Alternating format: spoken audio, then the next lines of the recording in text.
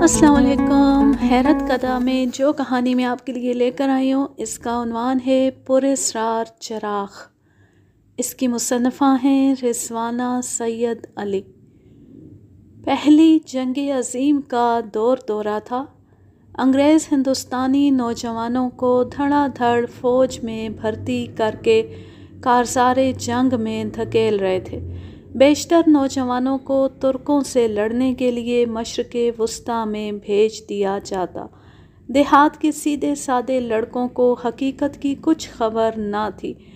عرب علاقوں میں پہنچتے تو حیران رہ جاتے اور پھر ان کی یہی کوشش ہوتی کہ جہاں تک ممکن ہو مسلمان بھائیوں پر گولی نہ چلائے۔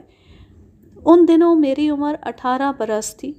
بازوؤں میں قوت اور دل میں کچھ کر دکھانے کی امنگ تھی۔ جی چاہتا کہ کوئی ایسا کارنامہ انجام دیا جائے کہ تمام دنیا میری طرف متوجہ ہو جائے، لیکن یہ سمجھ میں نہ آتا تھا کہ آخر وہ کون سا کام ہو۔ ایک دن میں نے یہ الجھن اپنے خالہ زاد بھائی کے سامنے رکھی، جو میرا ہم عمر اور ہم مزاج تھا۔ پتہ چلا کہ وہ بھی اس روکھی پھیکی زندگی سے سخت بیزار ہے اور دنیا کو اپنے زیر نگیں کرنے کے لیے بیتاب۔ آخر بہت سوچ بچار کے بعد لہو گرم رکھنے کا ایک ہی بہانہ نظر آیا، اور وہ یہ کہ فوج میں بھرتی ہو جائیں، کہ اس دور میں دیہاتی جوانوں کا یہی ایک مشغلہ تھا۔ لیکن ہم یہ بھی بخوبی جانتے تھے کہ اگر ہماری ماؤں کے کانوں میں اس فیصلے کی بھنک بھی پڑ گئی تو وہ رو رو کر ہماری اور اپنی جان ایک کر دیں گی، دودھ کے واسطے دے کر ہمیں روکیں گی اور مجبوراً ہمیں رکنا پڑے گا۔ چنانچہ ہم نے چپکے چپکے اپنے ننھے سے خوبصورت شہر وزیر آباد، جو ان دنوں شہر نہیں بلکہ گاؤں سا تھا، اس کو الوداع کہا اور آزمِ لاہور ہو گئے۔ گو ہمارے پاس نہ تو کوئی ڈگری تھی اور نہ کوئی تجربہ، مگر ہماری فطری ذہانت، لکھنے پڑھنے کی صلاحیت، لمبے قد اور چوڑے چکلے سینے کام آئے اور ہمیں فوراً ہی بھرتی کر لیا گیا۔ خیال تھا دونوں اکٹھے ہی رہیں گے، لیکن یہ تمنا پوری نہ ہوئی۔ شریف کسی دوسری بٹالین میں چلا گیا اور میں کسی اور میں۔ جلد ہی ٹریننگ پوری ہو گئی اور ہماری بٹالین کو ہندوستان سے باہر بھیج دیا گیا۔ جانے سے پہلے میں نے گھر خط بھیج کر اگرچہ بھرتی ہونے کی اطلاع دے دی تھی، لیکن تصور میں بخوبی دیکھ سکتا تھا کہ میری جدائی میں ماں اور خالہ کی کیا حالت ہوگی۔ تھوڑی دیر کو مجھے ندامت سی محسوس ہوئی کہ میں نے اس طرح کیوں کیا۔ خدا معلوم اب لوٹنا بھی نصیب ہو یا نہ ہو، مگر پھر جلد ہی کچھ کرنے کرانے کا جذبہ غالب آ گیا، جس کی تسکین فوج میں آ کر بخوبی ہو رہی تھی، اور میں سب خیالات کو ذہن سے جھٹک کر اپنی سرگرمیوں میں گم ہو گیا۔ ہماری بٹالین پورے مشرق وسطیٰ میں گھومتی رہی، کبھی ایران، کبھی عراق، کبھی کہیں اور، کبھی کہیں اور۔ عجیب و غریب راستے، بے شمار شہر، ان گنت لوگ۔ ایک 18 سالہ جوان جس نے اپنے چھوٹے سے شہر وزیر آباد کے سوا کچھ نہ دیکھا تھا، یہ سب کچھ اس کے لیے بے حد حیرت انگیز تھا۔ بسا اوقات ہم ایسے کٹھن راستوں سے گزرتے جہاں شاید پہلے انسان کے قدم کبھی نہ پہنچے تھے۔ سواری کا تو ذکر ہی کیا، انسانوں کو بھی رینگ رینگ کر چلنا پڑتا تھا۔ راہ میں برف باری کے طوفان آ جاتے اور مجبوراً غاروں میں پناہ لینا پڑتی، پھر گھٹنوں گھٹنوں برف میں چلنا پڑتا۔ ہفتوں منہ دھونے اور کپڑے بدلنے کی نوبت نہ آتی۔ مدتوں بعد جب کسی فوجی مستقر میں پہنچ کر غسل کرنے کے لیے کپڑے اتارتے تو بنیان اور جرابیں جوؤں سے سیاہ نظر آتی، پاؤں کا گوشت نرم اور لجلجا سا محسوس ہوتا۔ ان تمام کپڑوں کو جلا دیا جاتا اور ہم گرم پانی میں جراثیم کش ادویات ڈال کر غسل کرتے، بال اور ناخن کٹواتے اور آدمی کی جون میں واپس آتے۔ ان کٹھن اور دشوار مراحل میں اکثر چنے اور ستو پھانک کر بھوک مٹاتے اور برف چبا کر پیاس دور کرتے۔ اب رہ رہ کر مجھے وطن اور گھر کی یاد ستاتی، ماں کی ناز برداریاں اور بہن بھائیوں کی پیار بھری نوک جھونک کی یاد تڑپاتی۔ وہ امنگیں اور ایڈونچر کا جنون سب ہوا ہو گیا۔ ہر چھاؤنی میں پہنچتی گھر خط ضرور ڈالتا، مگر ان خطوں کا جواب بھی نہ ملتا، کیونکہ ہمارا کوئی مستقل ٹھکانہ تو تھا ہی نہیں۔ ہفتہ 5 دن کہیں ٹھہرتے اور پھر روانہ ہو جاتے، پھر وہی سفر کی دشواریاں اور جنگ کے کٹھن مراحل۔ اسی طرح مصروف سفر رہ کر آخر ایک روز ہم بغداد جا پہنچے۔ ہمارا مستقر ایک پرانا بحری جہاز تھا جو دجلہ میں جانے کب سے لنگر انداز تھا۔ یہاں آ کر طبیعت پرسکون ہو گئی۔ سمندر کو شرماتا پر جلال و جمال دجلہ، جس کی لہریں یوں سبک خرام رہتیں جیسے پریاں رقص کناں ہوں۔ کناروں پر دور تک لہلہاتے کھیت، نیلا روشن آسمان، فضا میں تیرتے اکا دکا بادل، پرندوں کی قطاریں۔ دنیا تو شاید سب ایک سی ہی ہے، جانے کیوں احساس ہونے لگا جیسے ہم وطن ہی آ گئے ہوں۔ میں اکثر جہاز کے عرشے پر کھڑا ہو کر گھنٹوں محو نظارہ رہتا، مگر طبیعت سیر نہ ہوتی۔ اب گھر سے خط آنے لگے تھے کیونکہ میں نے اپنا مستقل پتہ بھیج دیا تھا۔ جنگ بندی کے آثار نظر آ رہے تھے۔ گو لڑائی ابھی بھی کہیں کہیں جاری تھی، لیکن بحیثیت مجموعی جنگ کے شعلے ماند پڑ چکے تھے۔ ماں کے خطوں سے ظاہر ہوتا تھا کہ شروع میں تو مجھ سے وہ سخت ناراض تھیں، مگر اب انہوں نے مجھے معاف کر دیا تھا۔ گھر سے آنے والے ہر خط کو میں بار بار پڑھتا اور پھر گھنٹوں یادوں میں کھویا رہتا۔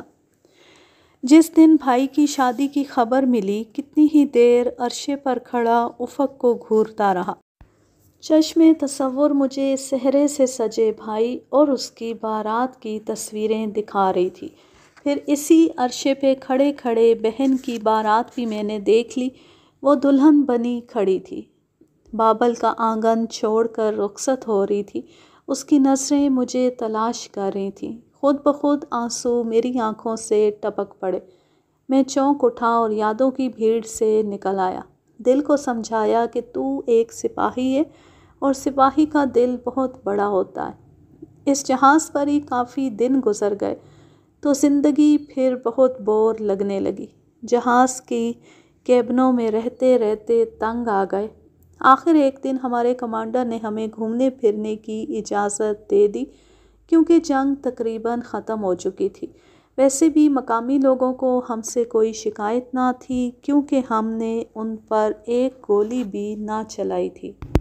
اجازت ملتے ہی میں نے جہاز سے اتر کر کناروں پر گھومنا پھرنا شروع کر دیا۔ تیرنے کا مشغلہ تو پہلے سے ہی محبوب تھا۔ اب ہم اکثر کھیتوں میں چلے جاتے اور عرب کسانوں سے ٹوٹی پھوٹی عربی بھگارتے رہتے۔ کبھی کبھار شہر بھی چلے جاتے۔ عام لوگوں کا برتاؤ ہمارے ساتھ اچھا تھا۔ انگریزوں کو تو دیکھتی ان کے ماتھے شکن آلود ہو جاتے تھے، مگر ہمیں وہ اپنا ہی سمجھتے تھے۔ شام ہوتی ہم لوگ جہاز پر واپس پہنچ جاتے تھے، کیونکہ رات کو مکمل طور پر بلیک آؤٹ ہو جاتا تھا۔ راشن میں اکثر کھجوریں ملتی تھیں۔ یہ کھجوریں بڑی بڑی سیاہ اور بے حد رسیلی ہوتی تھیں۔ ایک دن عجب لطیفہ ہوا۔ ہم چند دوستوں کو کنارے پر ٹہلتے ٹہلتے شام ہو گئی۔ جب اپنے کیبن میں پہنچے تو اندھیرا ہو چکا تھا۔ اندھیرے میں ٹٹول کر ہم نے اپنا اپنا راشن اٹھایا اور ڈنر کے لیے بیٹھ گئے۔ میں نے پہلی کھجور ہی چبائی تو کچھ عجیب سا احساس ہوا، جیسے کھجور نہیں بلکہ دار چینی چبا رہا ہوں۔ صورتحال معلوم کرنے کے لیے ایک دوست نے تیلی جلائی۔ اف توبہ! کھجوریں چیونٹیوں سے اس طرح بھری پڑی تھیں کہ وہ نظر ہی نہ آتی تھیں۔ بے اختیار کلی کرنے بھاگے۔ کلی کرنے کے بعد بھی دیر تک زبان اینٹھی رہی۔ چلو اسی بہانے گوشت تو چکھ لیا، ہاں چیونٹی کا ہی سہی۔ ایک زندہ دل دوست نے اس طرح کہا کہ سب بے اختیار ہنس پڑے۔ ایک دن شام کے سائے ڈھل رہے تھے، پنکھ پکھیرو اپنے اپنے ٹھکانوں کی طرف لوٹ رہے تھے۔ دور سورج دجلہ کی پنہائیوں میں ڈوبتا جا رہا تھا، آسمان پر شفق پھوٹ رہی تھی اور اس کا عکس دجلہ کے پانیوں میں آگ سی لگا رہا تھا۔ میں کچھ دیر عرشے پر کھڑا اس دل فریب منظر کا نظارہ کرتا رہا، پھر کپڑے اتارے اور نکر بنیان کے ساتھ دریا میں چھلانگ لگا دی۔ خیال تھا کہ ذرا سامنے والے کناروں کے کھیتوں کا ایک چکر لگا کر اندھیرا ہونے سے پہلے لوٹ آؤں گا۔ پانی میں 2-4 ہاتھ مارنے کے بعد میں چت لیٹ گیا اور ہاتھ پاؤں ڈھیلے چھوڑ دیے۔ تیراکی کی اصطلاح میں اس طرح سے تیرنے کو مردہ تیری کہا جاتا ہے۔ پانی کی سطح پر چت لیٹے ہوئے میری نظریں آسمان پر جمی تھیں اور یوں محسوس ہو رہا تھا گویا آسمان آہستہ آہستہ میرے سر کی طرف سے پیروں کی طرف گزر رہا ہے، یا میں مخمل کے تھان پر سے پھسلا جا رہا ہوں۔ مجھے بے حد لطف محسوس ہوا اور اس احساس کو مزید گہرا کرنے اور زیادہ لطف اندوز ہونے کے لیے میں نے آنکھیں موند لیں۔ آنکھیں بند کرتی گویا میں وزیر آباد پہنچ گیا۔ عزیزوں اور دوستوں کی صورتیں میرے تصور میں گردش کرنے لگتیں اور میں اپنے وطن کی گلیوں اور باغوں میں گھومنے لگا۔ پھر اچانک قدرے ٹھنڈک کا احساس ہونے لگا۔ میرا شعور بھاگا کہ بھلے آدمی، تو وزیر آباد میں نہیں بلکہ دجلہ کی لہروں پر رواں دواں ہے۔ گھبرا کر آنکھیں کھول دی اور یہ دیکھ کر دل دھک سے رہ گیا کہ چار سو گھپ اندھیرا تھا اور میں لہروں کے دوش پر سوار جانے کہاں سے کہاں پہنچ چکا تھا۔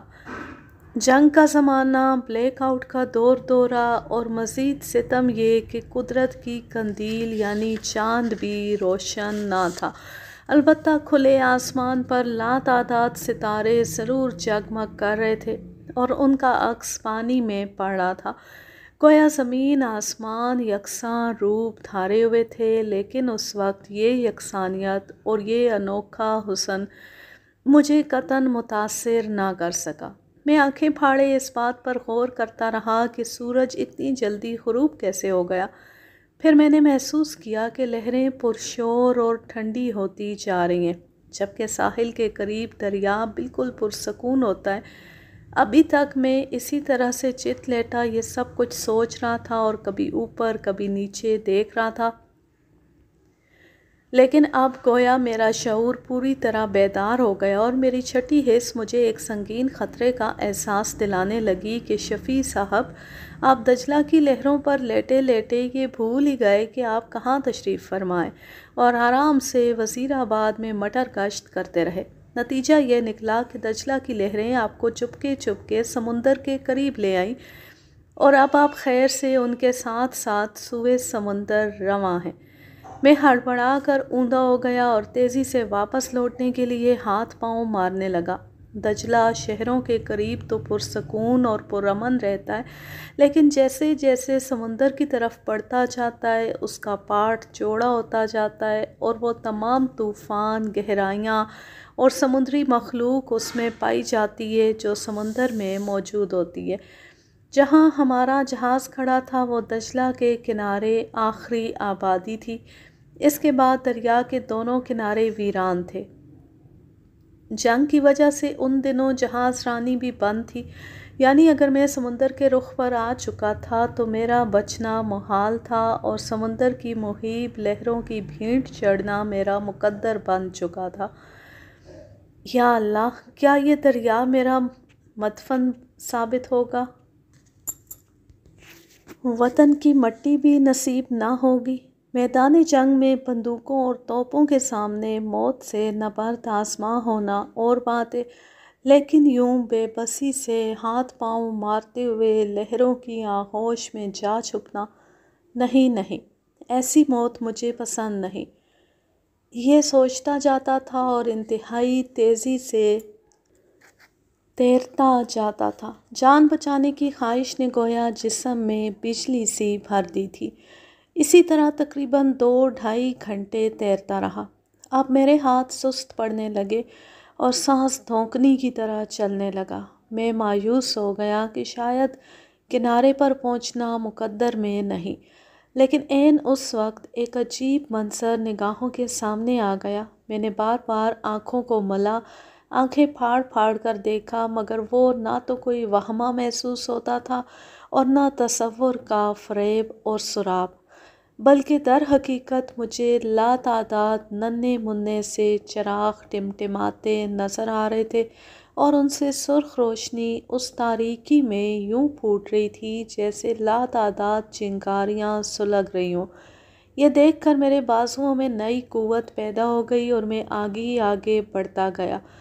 वो झिलमिलाते चिराग मुझे ज़िंदगी की नवीद देते रहे और मुझे अपने करीब बुलाते रहे, हत्ता कि मुझे किनारा और उस पर उगे हुए खेत साई की मानंद दिखाई देने लगे। कुछ ही देर बाद मैं किनारे पर पड़ा हाँफ रहा था। मेरा सांस धोंकने की मानंद चल रहा था। काफ़ी देर बाद जब मेरे हवास ठिकाने आए तो मैंने देखा कि मैं मूलियों के एक खेत में लेटा हूँ। चारों तरफ तारीकी का दौर दौरा था। मैं सोचने लगा वो चिराग कहाँ है, मगर मुझे इस सवाल का कोई जवाब ना मिला। मैं आसमान पर जगमगाते सितारों को देखता रहा और इस बात पर गौर करता रहा, लेकिन जब कुछ भी समझ में ना आया तो सर झटक कर उठ बैठा और जब बाहज़ार दिक्कत जहाज़ पर पहुंचा तो रात के तकरीबन 11 बज रहे थे। मेरे साथी मेरी गैर मौजूदगी से सख्त परेशान थे।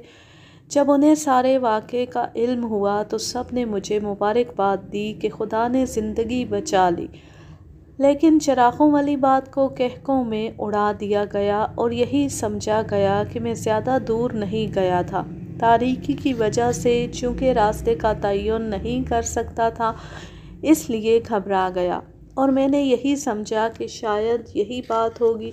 इस वाक़े के बाद कितनी दिन हमें उस जहाज़ पर बीत गए। बेशुमार अरबों से हमारी दोस्ती हो गई और अब हम वहाँ अजनबी ना रहे। आखिर एक दिन पता चला कि जंग बंद हो चुकी है और अनकरीब हम हिंदुस्तान रवाना हो जाएंगे। ये ख़बर सुनती सबके दिल खुशी से भर गए। हमने अपना अपना सामान बांधा और जाने के लिए तैयार हो गए। वापसी का सफ़र उस सफ़र से बहुत मुख्तलिफ था जब मैं महाज़े जंग की तरफ रवाना हुआ था। दिल आमाजगाए शौक़ बना हुआ था। ख्वाहिश थी कि वज़ीराबाद की गलियों में पहुंच जाऊं। खुदा खुदा करके ये मंजिल तय हुई। घर में मेरा पुरजोश इस्तकबाल हुआ। दूर नज़दीक के सब अजीज़ और वाकिफ़कार मिलने आए। माँ तो बिछी जाती थी। हफ्तों तक हमारी बातें ख़त्म होने में ना आई। मेरे जाने के बाद जो कुछ भी हुआ वो सब बातें मुझे बताई गईं। मैं अपने सफ़र के हालात सुनाता और सब मेरी बातें बहुत शौक़ से सुनते। एक दिन रात का खाना खाकर हम सब सहन में चारपाइयों पर बैठे थे और इसी तरह बातें कर रहे थे कि अम्मा कहने लगी, शफ़ी एक दिन तू मुझे बहुत ही याद आया। सारा दिन मैं तुझे याद करती रही।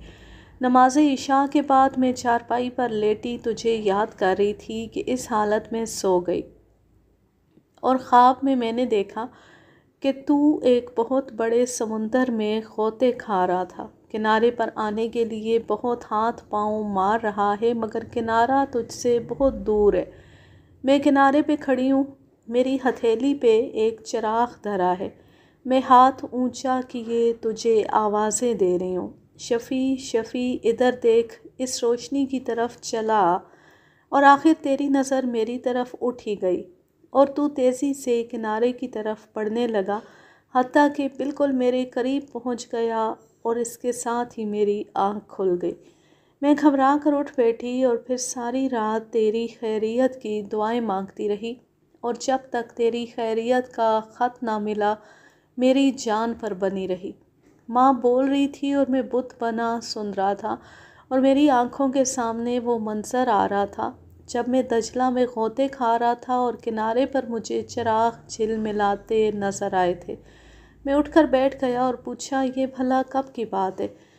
ماں نے انگلیوں پر حساب لگایا اور پھر جو دن تاریخ اس نے بتائی یہ وہی تھی جو میرے دل پر نقش تھی، کیونکہ اس روز میں موت کے منہ سے بال بال بچا تھا۔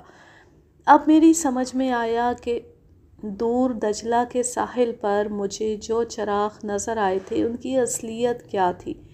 یہ واقعہ سنا کر میرے نانا جان خاموش ہو گئے۔ میں نے سوال کیا، نانا جان پھر آپ نے یہ بات اپنے گھر والوں کو بھی سنائی؟ ہاں سنائی، اور سبھی سن کر بے حد حیران ہوئے۔ خاص طور سے ماں تو بہت ہی حیران تھی، اس کا خواب اس قدر سچا تھا، اسے یقین ہی نہ آیا۔ مگر میری آنکھوں میں آج تک وہ منظر سمایا ہوا ہے، گھپ اندھیرے میں جھلملاتے وہ چراغ آج تک میری آنکھوں میں فروزاں ہیں۔